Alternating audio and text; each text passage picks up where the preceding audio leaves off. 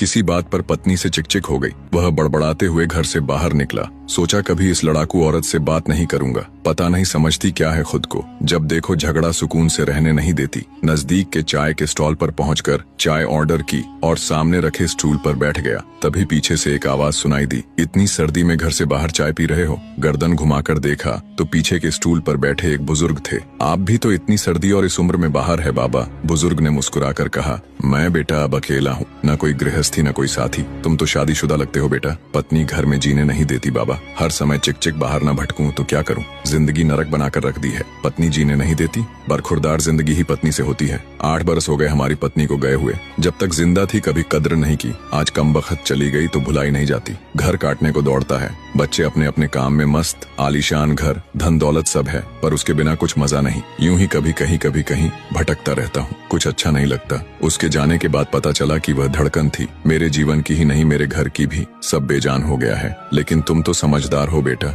जाओ अपनी जिंदगी खुशी से जी लो, वरना बाद में पछताते रहोगे मेरी तरह। बुजुर्ग की आंखों में दर्द और आंसुओं का समंदर साफ नजर आ रहा था। चाय वाले को पैसे दिए, नजर भर बुजुर्ग को देखा। 1 मिनट गंवाए बिना घर की ओर मुड़ गया। उसे दूर से ही देख लिया था। डबडबाई आंखों से निहार रही पत्नी चिंतित दरवाजे पर ही खड़ी थी। कहाँ चले गए थे? आपने तो जैकेट भी नहीं पहना, ठंड लग जाएगी तो। तुम भी तो बिना स्वेटर के दरवाजे पर खड़ी हो। कुछ यूं दोनों ने आंखों से एक दूसरे के प्यार को पढ़ लिया था। कई बार हम लोग भी अपने जीवन में इसी तरह की गलतियां कर बैठते हैं। सिर्फ पत्नी ही नहीं, माँ बाप, चाचा ताऊ, भाई बहन या अजीज दोस्तों के साथ ऐसा क्रोध कर देते हैं जो सिर्फ हमको ही नहीं उनको भी कष्ट देता है। छोटा सा जीवन है, कहीं क्षमा करके कहीं क्षमा मांगकर हंसकर गुजार दो। जिंदगी के सफर में जो गुजर जाते हैं वो मुकाम वो फिर नहीं आते। वीडियो कैसी लगी कमेंट करके जरूर बताना।